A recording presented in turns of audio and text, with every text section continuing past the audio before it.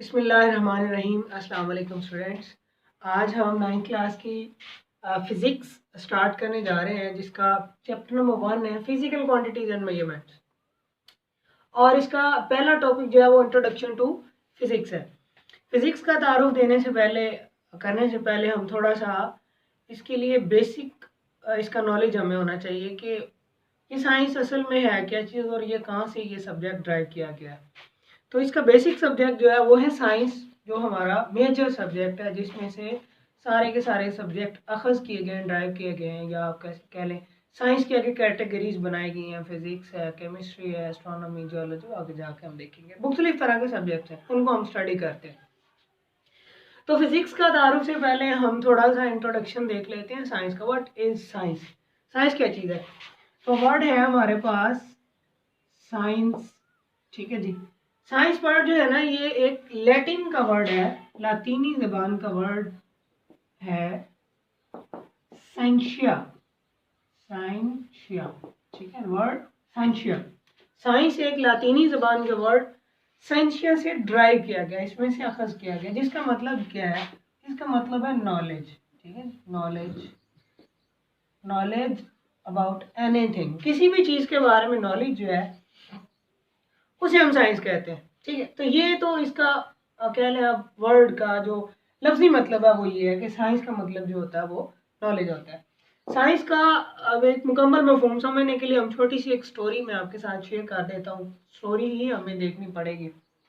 वो ये है कि जब इंसान दुनिया के अंदर आया, ठीक है, और उसने मुख्तलिफ तरह के मनाजिर को देखा, मुख्तलिफ तरह की चीज़ों को देखा, ठीक है, और उसके दिल में देखिए, इंसान जो है ना, इसकी एक नेचुरल ये चीज़ है, इसके अंदर कुदरती तौर पे एक चीज़ पाई जाती है कि ये चीज़ों के बारे में बहुत ज़्यादा क्यूरियस होता है, दिलचस्पी रखता है, ठीक है।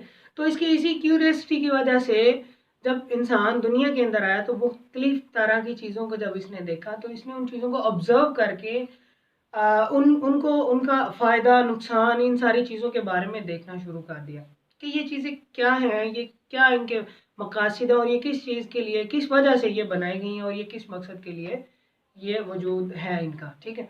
तो उस सारी चीज़ों की वजूहात को तलाश करने के लिए इंसान गौर व फिक्र करना शुरू कर दी इंसान ने, और आहिस्ता आहिस्ता आहिस्ता आहिस्ता इंसान का जहन खुलता गया, नॉलेज आता गया, और आहिस्ता आहिस्ता उसके आगे जो है ना आसानी के रास्ते जो है ना उसके सामने खुलते गए, ठीक हो गया।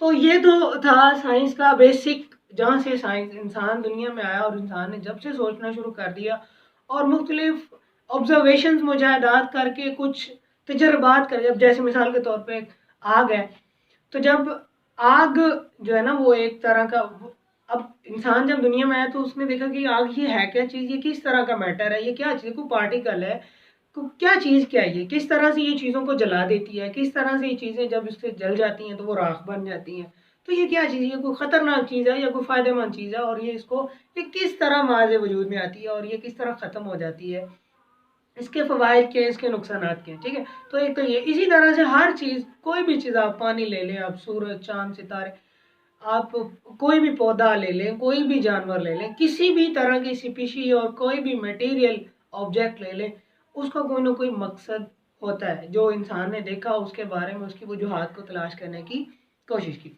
ठीक है। तो ये तो थी एक छोटी सी स्टोरी। 18वीं सदी तक, 18th सेंचुरी 18th सेंचुरी तक साइंस जो है ना, ये एक ही सिंगल सब्जेक्ट के अंदर उसको हम स्टडी करते थे। 18वीं सदी तक जितने भी सब्जेक्ट थे, जितनी भी साइंस का नॉलेज था, वो सारा का सारा एक ही सब्जेक्ट के अंदर स्टडी किया जाता था, और वो था नेचुरल फिलोसफी। नेचुरल फिलोसफी ये एक ही सिंगल सब्जेक्ट था 18वीं सदी तक, जिसके अंदर हम थ्रू आउट द वर्ल्ड, जितनी भी पूरी कायनात के अंदर, बल्कि ये जितनी भी चीज़ें हैं, किसी भी चीज़ के स्ट्रक्चर के बारे में, ज़मीन के खुदखाल के बारे में, ज़मीन की आप कह लें कि आप उसके मैप्स के बारे में आप इस तरह कह लें, या किसी भी चीज़ के मटेरियल की खसूसियात, करेक्टरिस्टिक्स, या कायनात के सूरज, सितारों, सियारों और इनके रंग, शक्ल, बनावट, हर चीज़ का जो नॉलेज था, हर चीज़ की जो स्टडी थी, वो एक ही सब्जेक्ट के अंदर की जाती थी, और वो थी नेचुरल फिलासफी, ठीक हो गया। यहाँ तक समझ आए। साइंस क्या है? दोबारा मैं रिपीट कर देता हूँ, साइंस एक लातीनी ज़बान का वर्ड है, जो साइंशिया है उससे ये डराइव किया गया, जिसका मतलब क्या होता है, नॉलेज होता है। नॉलेज अबाउट एनीथिंग, किसी भी चीज़ के बारे में नॉलेज को हासिल करना। और देखें इंसान जो है ना, ये किस तरह से किसी भी चीज़ से नॉलेज हासिल करता है, इसका ये इल्म का क्या मतलब है, इल्म कैसे हासिल कर लेते हैं हम। देखें कोई भी चीज़ है ना, जब हम उससे एक्सपीरियंस करते हैं, जब उसको देखते हैं, उसको ऑब्जर्व करते हैं, तो हम जो हमारी सेंसेस हैं, 5 सेंसेस हैं, उनसे उनको यूज़ करते हुए किसी भी चीज़ का मुशाहिदा करते हैं, उसको ऑब्जर्व करते हैं। ठीक है, तो नंबर एक बात ये होगी को हम या किसी चीज़ को टच करके देखेंगे। ठीक है, लेट सपोज ये बोर्ड है, तो ये बहुत ज़्यादा मुलायम है। ठीक है, ये मार्कर है, इसकी और कि कोई खुरदरी चीज़ है, तो उसको हम सेंस ऑफ टच से महसूस करते हैं ये किस तरह का। ठीक है, इसी तरह हमारा सेंस ऑफ टेस्ट होता है, हम पढ़ते हैं ये छोटी क्लासेस के अंदर, हवासे खमसा उर्दू में इसको कहते हैं। तो ये 5 सेंसेस को यूज़ करते हैं, हम किसी चीज़ को महसूस करते हैं, उसको फील करते हैं। ठीक हो गया। तो नंबर एक तो ये हो गया कि इंसान ऑब्जर्व करता है किसी भी चीज़ को 5 सेंसेस को यूज़ करके। देन 5 सेंसेस को यूज़ करने के बाद वो क्या करता है, कोई भी चीज़ है, ठीक है, अब आपको खाने वाली चीज़ लेट सपोज, ठीक है, तो खाने वाली चीज़ है, अब उसको देख लेंगे, हल्का सा उसको टेस्ट करेंगे, तो टेस्ट का मतलब ये है कि आप कुछ एक्सपेरिमेंट कर रहे हैं, उसके ऊपर तजर्बा कर रहे हैं कि ये क्या चीज़ है। ठीक है, कोई कड़वी चीज़ होगी तो आप एक्सपीरियंस करने के बाद ही बता सकते हैं कि ये कड़वी है या नमकीन है या मीठी है या तुरश है या ज़्यादा नमकीन है, या कुछ भी आप कह लें। या किसी भी तरह की कोई चीज़ आपको, यानी गर्म आपको कोई चीज़ लग जाती है लेट सपोज, ठीक है, तो आप ये कह सकते हैं कि ये बहुत ज़्यादा गर्म है या कम गर्म है या ठंडी। तो ये 5 सेंसेस को यूज़ करते हुए हम किसी भी चीज़ को ऑब्जर्व करते हैं, उसका मुशाहिदा, ये कैसी चीज़ है, ये क्या है, या हम उसको देख के बता सकते हैं कि ये किस तरह की चीज़ है, बड़ी खूबसूरत है, छोटी है, बड़ी है, कद लंबा है, छोटा है। ठीक है, तो ये सारी चीज़ें हम ऑब्जर्व, देन हम उस चीज़ को एक्सपीरियंस करते हैं, एक्सपेरिमेंट्स करते हैं, तजर्बात करते हैं।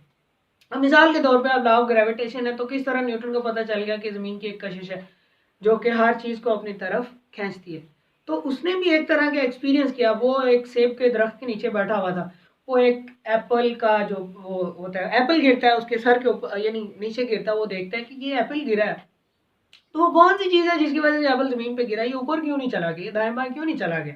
ठीक है, तो ये उसने एक सेंस यूज़ की। ठीक है, उसने सोचना शुरू किया उसके बारे में, देन उसने कुछ तजर्बात किया, हर चीज़ को वो उठाता और वो नीचे ही ज़मीन पे ही आती, देन उसने ये बताया, कुछ एक्सपेरिमेंट्स करने के बाद ये रिजल्ट निकाला कि ज़मीन जो है ना, ये एक बहुत बड़ा एक तरह का मैग्नेट का काम करती है, जिसके अंदर एक फोर्स ऑफ ग्रेविटेशन होती है जो हर किसी चीज़ को अपनी तरफ अट्रैक्ट करती है, जिसकी वजह से जिस भी चीज़ को हम किसी भी तरफ फेंकते हैं तो वो ज़मीन पे वापस आ जाती है। तो ये हमें नॉलेज गेन कर लिया। किस तरह से नॉलेज गेन किया कि हमने सबसे पहले ऑब्जर्व किया चीज़ को, ठीक है, 5 सेंसेस को यूज़ करते हुए, देन हमने कुछ एक्सपेरिमेंट्स किए, एंड देन हमने फाइनली कुछ ना कुछ रिजल्ट्स डराइव कर लिए। ठीक है, तो इस तीनों चीज़ों का जो कॉम्बिनेशन है उसको हम क्या कहते हैं, साइंस कहते हैं।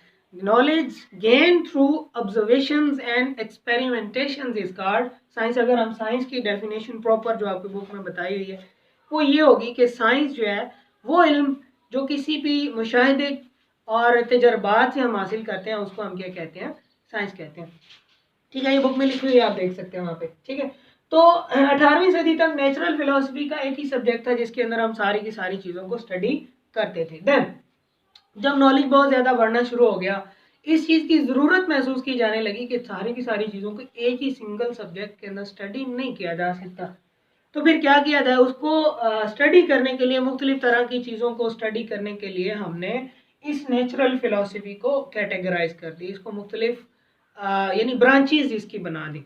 ठीक है, इसकी डिवीजन कर दी ताकि चीज़ों को उनकी ग्रोहबंदी कर दी जाए और चीज़ों को समझना आसान हो जाए। ठीक है, तो हमने यहाँ पे इसको नेचुरल फिलोसफी को 2 कैटेगरीज में डिवाइड किया, और वो कौन सी कैटेगरीज थी। नंबर एक थी हमारे पास एक जिसके अंदर हम लिविंग थिंग्स के बारे में नॉलेज गेन करते हैं, उनके बारे में पढ़ते हैं, स्टडी करते हैं, उनकी करेक्टरिस्टिक्स के बारे में जानते हैं, और वो थी बायोलॉजिकल साइंसेज, और एक थी फिजिकल साइंसेज। तो physical science sciences and biological science. ठीक है जी, तो ये 2 साइंसेज के अंदर हमने नेचुरल फिलोसफी को डिवाइड कर दिया। एक है फिजिकल साइंसेज और दूसरी है बायोलॉजिकल साइंसेज। फिजिकल साइंसेज क्या है? Physical sciences is the sciences in which we deal with non living things, non living things, ठीक है जी, non living things.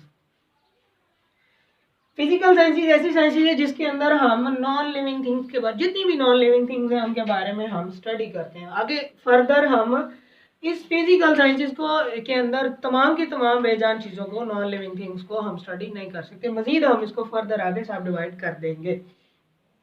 And then दूसरे जो ब्रांच है हमारे पास, दूसरी जो डिवीजन है वो है बायोलॉजिकल साइंसेज। और biological sciences which deals with the study of living things is called, ठीक है जी, is called biological sciences. Physical sciences are sciences which deal with the non-living things, and biological sciences is sciences which deals with the living things, जिसके अंदर हम जानदार चीज़ों के मुताला करते हैं। ठीक हो गया? तो ये तो था। अब हमारा जो टॉपिक जो है वो है, हम आगे लेके चलेंगे फिजिकल साइंस को। बायोलॉजिकल साइंसेज हमारा स्कोप नहीं, हमारा स्कोप सिर्फ फिजिकल साइंसेज तक है। इसको अंदर हम फर्दर इसको डिवीजन देखेंगे कि फिजिकल साइंसेज को आगे हमने किस चीज़ में डिवाइड किया। तो फिजिकल साइंसेज को हमने मजीद फर्दर डिवाइड किया, उसकी शाखें बना दी, क्योंकि देखें जो नॉन लिविंग थिंग्स जो हैं वो भी एक तरह की नहीं है, ठीक है, वो मुख्तलिफ तरह की होती हैं, मुख्तलिफ मटेरियल्स, उनके फ़र्क होता है, उनकी स्ट्रक्चर्स का फ़र्क होता है, उनकी प्रॉपर्टीज करेक्टरिस्टिक्स का एक दूसरे से वो मुख्तलिफ होती हैं, ठीक है। तो जिनकी बिना पे हमने उनको एक ही सब्जेक्ट के अंदर स्टडी करने के बजाय उनकी कैटेगराइज डिवीजन कर दी, ताकि हम हर चीज़ की शनाख्त के अतबार से, उसकी करेक्टरिस्टिक्स के अतबार से, उसकी शक्ल बनावट के अतबार से उसको एक अलग कैटेगरी में डालिए, जिसके अंदर उसको हम स्टडी, मिसाल के तौर पे किसी चीज़ के हम यानी स्ट्रक्चर के बारे में हम पढ़ना चाहते हैं, उसके केमिकली जो किस तरह से वो बनी हुई, उसकी साख्त के बारे में अगर हम जानना चाहते हैं तो उसको हम केमिस्ट्री के अंदर यानी स्टडी करते हैं। अगर हम किसी चीज़ की कैलकुलेशन अगर हम करना चाहते हैं, बेसिकली फिजिक्स जो है ना, ये इसकी ब्रांच है फिजिकल साइंसेज की, जो कि बुनियाद प्रोवाइड करती है। इसको हम कहते हैं एक्सपेरिमेंटल साइंस। क्या कहते हैं? Experimental science. एक्सपेरिमेंटल साइंसेज क्यों कहते हैं फिजिक्स को? क्योंकि ये इसके अंदर हम मुख्तलिफ चीज़ों के ऊपर तजर्बात करके रिजल्ट्स निकालते हैं। अब केमिस्ट्री है, इसको भी मिलेंगे, इसको कुछ कैलकुलेशंस की ज़रूरत होती है, कुछ एक्सपेरिमेंट्स की ज़रूरत होती है और रिजल्ट्स निकालने की ज़रूरत होती है, ठीक है। अब स्ट्रक्चर्स की तो बात करते हैं, लेकिन साथ ही साथ हम कुछ ना कुछ तजर्बात भी करते हैं और कुछ ना कुछ उनके रिजल्ट्स भी निकालते हैं। तो ये सारा का सारा किस चीज़ का काम है? ये फिजिक्स का काम है। इसी तरह, ठीक है, बायोलॉजी की फील्ड के अंदर, जो कि ये बायोलॉजिकल साइंसेज के आगे ब्रांच है, उसके अंदर भी हम जब किसी जानदार के यानी कि उसका स्ट्रक्चर हो या उसकी सारी उसको स्टडी करते हैं, तो उसके अंदर भी हम उसकी यानी जब एक्सपेरिमेंट्स करते हैं और रिजल्ट्स निकालते हैं, तो उसके अंदर भी हमें बहुत ज़्यादा फिज़िक्स की इन्वॉल्वमेंट होती है, ठीक है। और फिज़िक्स की बुनियाद पे हम उसकी कैलकुलेशंस करते हैं और रिजल्ट्स निकाल लेते हैं। तो आगे चलते हैं जी। फिजिकल साइंसेज की हमारे पास मुख्तलिफ ब्रांचेज हैं। मैं 3 4 5 जो बुक के अंदर बताई वो मैं लिख देता हूँ यहाँ पे। नंबर 1 पे मैं लिख देता हूँ जी फिजिक्स, जो हमारा बेसिक सब्जेक्ट है जो हम पढ़ेंगे। एंड देन दूसरा हमारे पास जी केमिस्ट्री, ठीक है जी, केमिस्ट्री, ठीक है, बहुत बड़ा एक सब्जेक्ट है। एंड देन हमारे पास आप कह लें, ठीक है जी, जियोलॉजी है हमारे पास, जियोलॉजी, ठीक है, जियोलॉजी, ठीक है जी। इसी तरह है हमारे पास एस्ट्रोनॉमी, एस्ट्रोनॉमी, ठीक है। तो ये जी बेसिक डिवीजन है फिजिकल साइंसेज की, जो हमारी बुक के अंदर बताई है, एटसेट्रा और भी बहुत ज़्यादा ब्रांचेज हैं, ठीक है जी। हमारी बुक के अंदर जो बताई है मैंने आपको वो बता दी। फिजिकल साइंसेज की 4 कैटेगराइज में हमने आगे सब डिवाइड कर दिया है, astronomy, physics, chemistry and geology, ETC, ठीक है, और भी है, ठीक है, जिनके अंदर हम नॉन लिविंग थिंग्स के बारे में जानते हैं। हमारा जो मेजर स्कोप है वो है फिजिक्स के बारे में। हम फिजिक्स का इंट्रोडक्शन, जो हमारा सबसे पहला टॉपिक 1.1 है, ठीक है, इसके बारे में हम देखेंगे कि ये फिजिक्स क्या चीज़ है, ठीक है। तो इसको हम रेज कर देते हैं और फिजिक्स का थोड़ा सा तारुफ देखते हैं।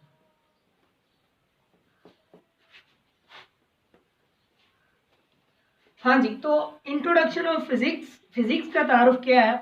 साइंस का तो आपको मैंने थोड़ा सा तारुफ करवा दिया है। फिजिक्स क्या चीज़ है? फिजिक्स फिजिकल ब्रांच साइंसेस की एक ब्रांच है, ठीक है जी, जिसके अंदर हम स्टडी करते हैं नॉन लिविंग थिंग्स का। तो वो है ना कि ये नॉन लिविंग थिंग्स को ही हम इसके अंदर स्टडी करते हैं।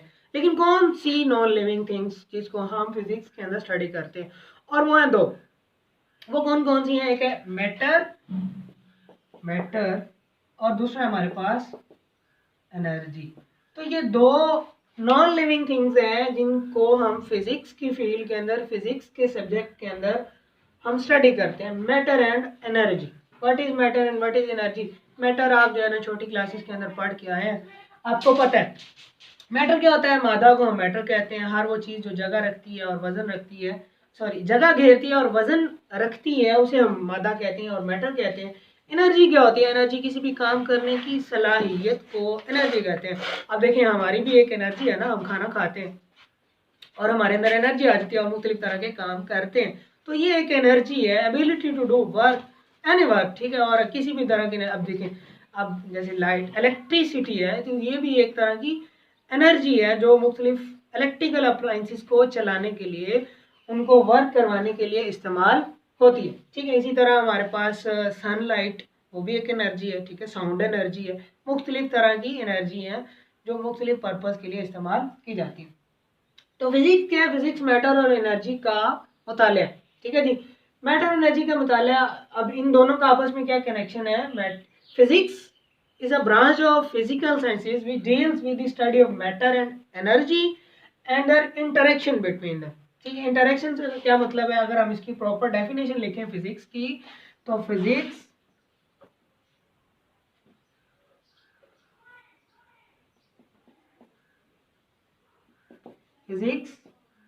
is a branch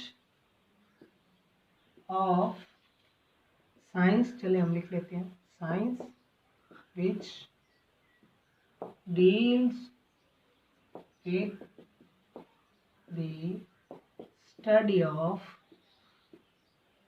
matter and energy and their interaction, ठीक है जी। अब यहाँ तक तो हमें फिजिक्स जो है ना, इसका पता चल गया कि फिजिक्स एक ब्रांच है, किसकी है? साइंस की ब्रांच है, फिजिकल साइंसेस की ब्रांच है, ठीक है जी। जो कि जिसका ताल्लुक जो है वो स्टडी के साथ है, किसकी? मैटर और एनर्जी, मैटर और एनर्जी की स्टडी के साथ है, ठीक है जी। And their interaction, what is interaction? Interaction क्या होता है, ठीक है जी। तो इंटरेक्शन के क्या मतलब ये है कि देखें, हमें आइंस्टाइन, आगे जाके हम पढ़ेंगे आइंस्टाइन, शायद आपने नाम तो सुना ही होगा आइंस्टाइन का। आइंस्टाइन ने हमें एक इक्वेशन बताई है और वो है, चलिए यहाँ लिख लेते हैं, E = mc स्केल। ये इक्वेशन क्या चीज़ है, ठीक है। जब उसने हमें ये इक्वेशन बताई तो हमारी फिजिकल साइंसेस का ये बहुत बड़ा टर्निंग पॉइंट था। इस इक्वेशन की वजह से हमारे बहुत बड़े बड़े मसाइल हल हो गए, ठीक है जी। और ये इक्वेशन है क्या चीज़ है, इसका हम थोड़ा सा ओवरव्यू मैं बता देता हूँ, आगे जाके इसको हम ब्रीफली इसको देखेंगे।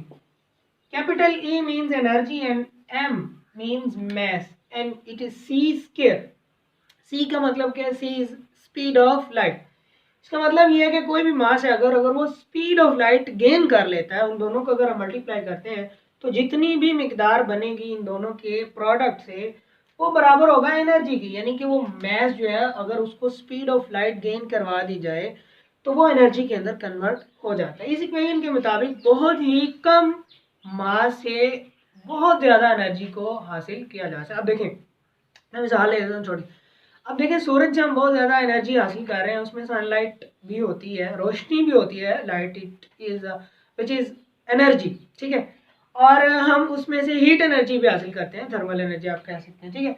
तो ये दोनों तरह की एनर्जीज हम हासिल करते हैं। और सूरज जो है ना, पूरी दुनिया का निज़ाम इसकी शमसी तवानाई पे चल रहा है, ठीक है। सूरज ना हो तो शायद ख़त्म हो जाए सब कुछ, ठीक है। तो वो कैसे एनर्जी इतनी ज़्यादा वो मतलब खारिज कर रहा है, उसका बहुत ज़्यादा मैस जो है वो एक सेकंड्स के हिसाब से हज़ारों किलोग्राम से एक सेकंड के अंदर काम हो रहा होता है, और उसका वो मैस कन्वर्ट होता है किसमें? एनर्जी के अंदर, ठीक है। ये आगे जाके हम इसकी इक्वेशन जब पढ़ेंगे तो मैं इंशाल्लाह आपको ये बताऊंगा, ठीक हो गया। तो ये एक सिंपल सा सादा सा ये इंटरेक्शन का मैंने आपको मतलब बता दिया कि मैस का एनर्जी के अंदर कन्वर्ट हो जाना और एनर्जी का मैस के अंदर कन्वर्ट हो जाना, it is called interaction between mass and energy, ठीक है जी। तो यहाँ तक आपको समझ आ गई होगी, यानी मैस का एनर्जी के अंदर कन्वर्ट हो जाना।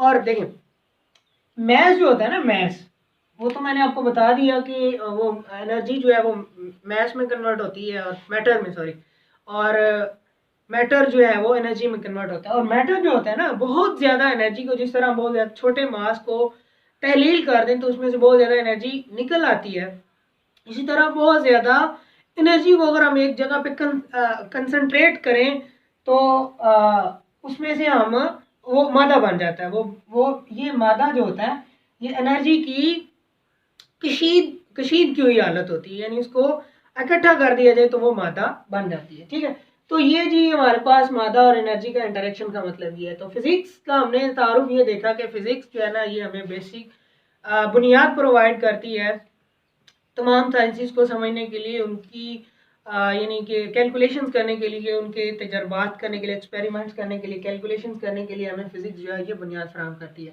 ठीक है जी। और अगर हम इसकी बात करें तो ये फिजिक्स ही है जिसकी वजह से हम आजकल पंखे के नीचे बैठे होते हैं, गर्मी के अंदर एसी चला रहे होते हैं, और हमें जब कभी ठंडा पानी की ज़रूरत होती है गर्मियों में, हम जाके फ्रिज में से पानी निकालते हैं, बड़ी आसानी से पी लेते हैं। और आपको पता है फ्रिज जो है ये थर्मोडायनामिक्स के असूल के ऊपर काम करती है। आपकी कार जो होती है, गाड़ी या किसी भी तरह की कोई व्हीकल है, वो मैकेनिक्स के ऊपर काम करती है। मैंने mechanics is a branch of physics, जिसको हम आगे नेक्स्ट लेक्चर के अंदर इसको हम इंशाल्लाह देखेंगे। थर्मोडायनामिक्स फिजिक्स की एक शाख है जिसके प्रिंसिपल के ऊपर आपका फ्रीजर काम करता है। ठीक है जी। इसी तरह से आपके एरोप्लेन, कोई भी चीज़, टेक्नोलॉजी जितनी भी है ना जी, वो सारी की सारी हमें फिजिक्स की देन है। और लॉ ऑफ, हम इंशाल्लाह न्यूटन के लॉज को पढ़ेंगे, हम लॉ ऑफ हरकत की मसावातें, यानी हल्के की मसावातें जो है ना उनको हम आगे जाके स्टडी करेंगे, न्यूटन की जो बताई हुई है हमें। और उन्होंने जब यानी वो हमारी बुनियाद प्रोवाइड की है हमारी फिजिक्स को, हमारी फिजिकल साइंसेस को, जिन्होंने मुख्तलिफ चीज़ों की मूवमेंट्स को, उनकी हरकत को समझने में बहुत ज़्यादा हेल्प हमें दी है। ठीक है जी। तो ये तो था जी आज का लेक्चर हमारा, यहीं तक ख़त्म होता है। मज़ीद इंशाल्लाह कोई चीज़ इसमें से अगर रह गई हो तो वो हम अगले लेक्चर के अंदर इसमें से वो देख लेंगे। ठीक है जी। आज का लेक्चर हमारा यहीं तक है। इंशाल्लाह कल हम फिजिक्स की ब्रांचेस के बारे में देखेंगे, कौन कौन सी इसकी मज़ीद फर्दर ब्रांचेज है उनके बारे में स्टडी करेंगे, देखेंगे। तो आज का लेक्चर हमारा यहीं तक है। उम्मीद है आपको ये लेक्चर पसंद आया होगा, समझ आया होगा। अगर आपको ये लेक्चर, ये वीडियो पसंद आई है तो प्लीज़ इसको लाइक करें, शेयर करें और हमारे चैनल को सब्सक्राइब करें। Thank you. अल्लाह हाफ़िज़।